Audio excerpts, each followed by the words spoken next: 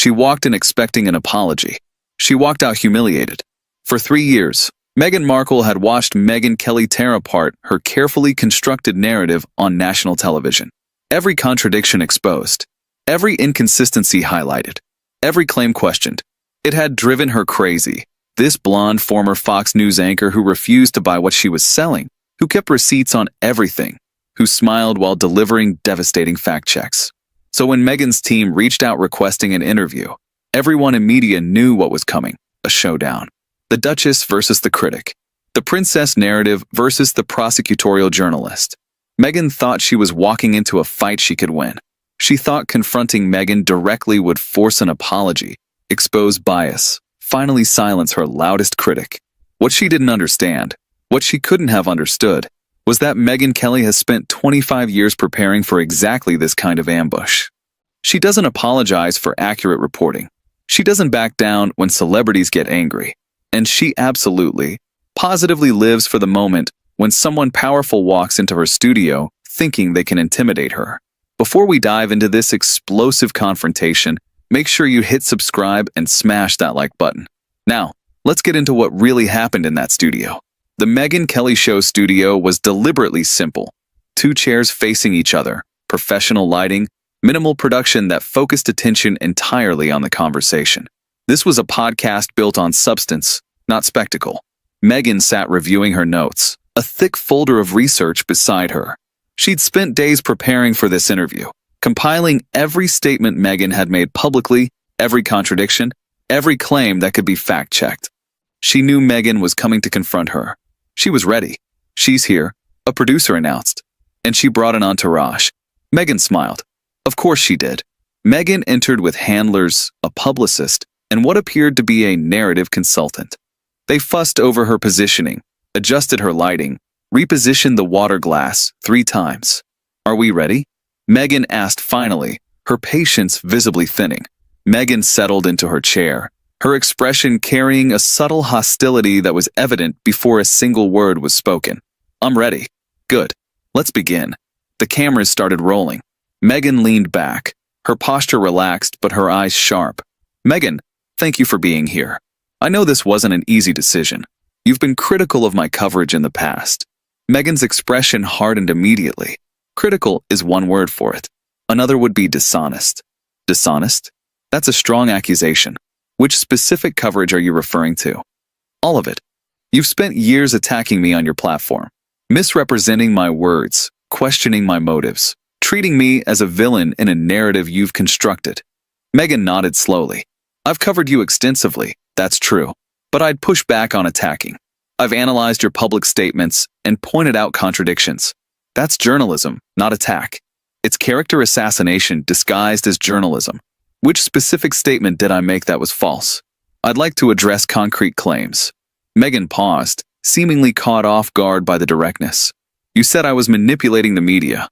You've done extensive media appearances while claiming you want privacy. That's a contradiction worth noting. Pointing it out isn't false, it's observation. You said I was driving a wedge between Harry and his family. Harry publicly said he chose you over them. I reported on the choice he made. The wedge is his word, not mine. You've implied our marriage is failing. I've reported on what sources have said. And speaking of marriage, how is everything? Because the rumors aren't coming from nowhere." Megyn's eyes flashed with anger. "My marriage is none of your business. You made your marriage everyone's business. The Netflix documentary, the Oprah interview, the constant joint appearances positioning your relationship as a fairy tale. When you commercialize your marriage, questions about it become fair game." Megyn leaned forward, her voice rising. "You've had an agenda against me from the beginning. Before I was even married, you were criticizing me." Megyn shrugged. "I've been skeptical, yes, because your story kept changing. The claims you made didn't always match verifiable facts. Journalists notice those things." "What claims specifically?" "You said no one helped you adjust to royal life. Palace sources said you received extensive training. You said your wedding happened before the public ceremony. The Archbishop contradicted that. You implied racism without providing details anyone could verify. These are inconsistencies, Megyn. I didn't create them. I reported on them. You chose to report on them in the most negative light possible. I reported on them accurately. If accuracy feels negative to you, That's not my problem. It's yours. Megyn's face flushed. You're not a journalist. You're a commentator with an agenda. I'm someone who spent 25 years in media, who's held positions at the top networks in the country, who's interviewed presidents and world leaders. My credentials aren't in question. What's in question is why you can't answer basic questions about your own statements without getting defensive. I'm not defensive. You've been defensive since you walked in. Before I asked a single question, you accused me of dishonesty. That's not openness. That's warfare. And if you came here for a fight, I'm happy to oblige. But let's at least be honest about what's happening. Megyn shifted topics, her approach methodical. Let's talk about something current. The Met Gala happened recently. You weren't invited. What happened? Megyn's composure cracked slightly, a flash of something vulnerable before she recovered. Guest lists change from year to year. But you've been to major fashion events before. You're on magazine covers. Not being invited to the biggest fashion event of the year seems significant. I don't speculate about Anna Wintour's decisions. Megyn smiled. You speculate extensively about the palace's decisions. Why is Anna Wintour different? Because one involves institutional racism and cruelty. The other is a party. Both are powerful institutions making choices about your inclusion. You've built your entire public narrative around analyzing institutional exclusion. Why is this particular exclusion off limits? Because it's not important.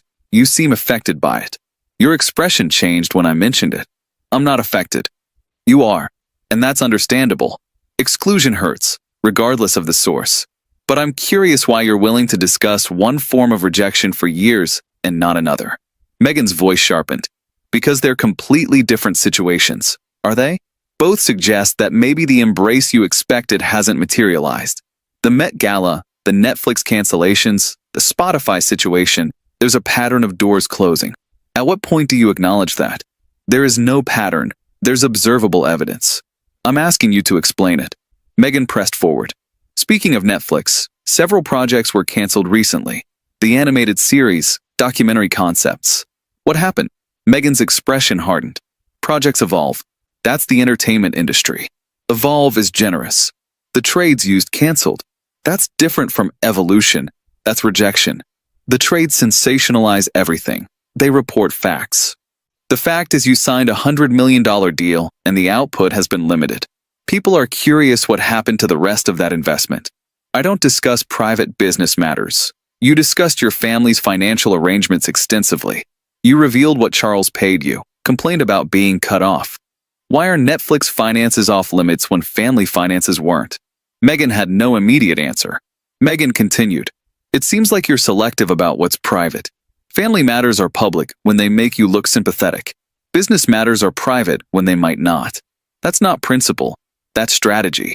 You're twisting everything. I'm pointing out inconsistencies. That's what I do.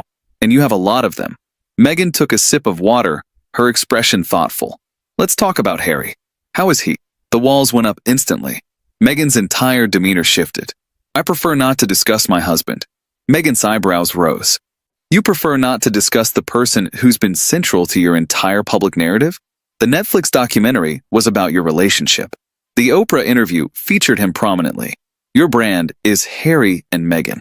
How can we discuss your life without discussing him? By focusing on me. But you're not a solo act. Everything you've done since leaving the UK has been joint. Making him off limits removes most of your public existence. Megyn's jaw flexed. There are rumors I want to address. Which rumors? The divorce rumors. The separation speculation. They're completely false. Malicious lies designed to destroy what we've built. Megyn nodded slowly. I didn't ask about divorce. I asked how he was doing. Why did your mind go there? Megyn stiffened. Because that's what people like you keep implying. I haven't implied anything today. I asked a simple question. You heard divorce. That interpretation came from you, not me. Because I know the narrative you're pushing, I'm not pushing any narrative. I'm observing your reactions. When someone asks about your husband, and you immediately defend against divorce accusations no one made, it suggests divorce is on your mind more than you're admitting. That's ridiculous. It's observation. Your first association when I mentioned Harry was divorce defense. That tells me something. Megyn's face reddened. It tells you that I'm tired of tabloid speculation. I'm not a tabloid. I'm sitting right here, asking how your husband is doing. The simplest question imaginable. and you've turned it into a divorce denial. That's fascinating. Megyn stood up slightly, then sat back down, a false start that betrayed her agitation. You're doing exactly what you've always done, twisting everything to make me look bad. Megyn's expression didn't change. What have I twisted? Quote me something I've said today that was inaccurate. Your whole approach isn't an answer. Give me a specific statement I've made that was false or unfair. Megyn struggled to respond. The implication that my marriage is failing. I asked how Harry was doing. You supplied the rest. The implications are yours, not mine. The suggestion that I'm responsible for the Netflix cancellations. I asked what happened with the projects. I didn't assign blame. I asked for explanation. You refused to provide one. Your tone. My tone is direct. If direct feels like attack, that's about your comfort level with scrutiny, not about my conduct. Megyn's voice rose. You've been attacking me for years. This interview is just a continuation of that campaign. I've been covering you for years. There's a difference. Covering means reporting on public statements and actions. Attacking would mean making things up. Everything I've reported has been based on things you've said or done. The contradictions I've pointed out are real contradictions. If that feels like attack, maybe examine the contradictions instead of blaming me for noticing them. Megyn leaned forward, her expression serious. Megyn, let me be direct with you. You came here wanting to confront me about my coverage. You expected me to back down, apologize, admit I'd been unfair. But I'm not going to do that. Because I haven't been unfair. I've been accurate. And accuracy isn't something I apologize for. Your accuracy is selective. My accuracy is documented. Every claim I've made is sourced. Every contradiction I've noted is verifiable. If you can show me something I've gotten wrong, I'll correct it. That's what journalists do. But you haven't shown me anything. You've just expressed displeasure that I report on you at all. Because your reporting has an agenda, my agenda is truth. Your discomfort with my coverage doesn't make my coverage false. It makes it uncomfortable for you. Those aren't the same thing. Megyn grabbed her water, took a long drink, then set it down forcefully. This was a mistake. Coming here was a mistake. Probably. But not for the reasons you think. What's that supposed to mean? You came here to put me in my place. To confront the critic and make her back down. But I don't back down from accurate reporting. I never have. So instead of the apology you expected, you got more questions you can't answer. That's not my fault. That's the consequence of building a public narrative that doesn't hold up to scrutiny. Megyn stood up fully, her composure finally breaking. I don't have to sit here and be lectured by someone who's made a career out of tearing people down. Megyn remained seated, looking up at her with an expression mixing amusement with something like pity. I've made a career out of asking questions. If questions feel like being torn down, that says something about the stability of what you've built. You've never given me a fair chance. I've given you every opportunity to explain yourself today, to clarify contradictions, to share your perspective. You've treated every opportunity as an attack. That's not my unfairness. That's your defensiveness. Because you're hostile, I've been direct. Hostility would involve insults, false accusations, unfair framing. I've done none of those things. I've asked questions and waited for answers. You haven't liked the questions. That's different from hostility. Megyn grabbed her purse, her movements sharp with controlled fury. I'm leaving. That's your right. But before you go, I want to say something. Megyn paused, perhaps curious despite her anger. Megyn's voice was calm but firm. You came here to settle a score, to make me admit I'd been wrong about you. But I haven't been wrong. The contradictions in your story are real. The inconsistencies in your claims are documented. The patterns of behavior I've reported on are observable to anyone paying attention. Your interpretation is based on evidence, which you've never actually disputed. You've expressed displeasure. You've accused me of agenda. You've called my coverage unfair. But you've never pointed to a specific false statement and proven it wrong. Because you can't. Because what I've reported is accurate. Megyn stared at Megyn, her face contorted with barely suppressed rage. You'll regret this. People have been telling me that for 25 years. Still waiting. This will follow you. It will follow both of us. The footage will show exactly what happened. A journalist asking questions and a guest treating them as attacks. My audience will see it. So will yours. Let them decide who came off better. Megyn moved toward the exit, then turned back for one final confrontation. You know what your problem is, Megyn? You've built your entire identity on being controversial. On attacking people, on tearing down anyone more successful than you. Megyn smiled slightly. More successful? By what measure? You had a small acting career, married a prince, left royal life, and are now watching your media empire crumble while denying it's crumbling. I've had a 25-year career at the top of my industry, survived multiple attempts to cancel me, and built an independent platform with millions of loyal viewers. I'm not sure more successful is the flex you think it is. I've made a global impact. You've made global noise. Impact requires actual change. Name one thing that's different because of your foundation work. One policy changed. One system reformed. One measurable outcome. Megyn's mouth opened and closed. That's what I thought, Megyn said quietly. You talk about impact. You don't demonstrate it. That's been my whole critique. Not that you're evil. Not that you're stupid. Just that there's a gap between your claims and your evidence. And pointing out that gap isn't attack, it's accountability. Megyn's voice dropped to something cold. We're done here. We've been done since you decided to be defensive instead of honest. But sure. Goodbye, Megyn. Megyn turned and walked out. The door closed behind her with a decisive click. Megyn sat alone in the studio for a moment, then turned to face the camera. Well, that was predictable. She shrugged. I knew she was coming to confront me. I knew she expected me to apologize for my coverage. What I didn't know was whether she'd have any actual arguments. Turns out, she didn't. She leaned back in her chair. Here's the thing about my coverage of Meghan Markle. Every single claim I've made is documented. Every contradiction I've pointed out is based on her own public statements.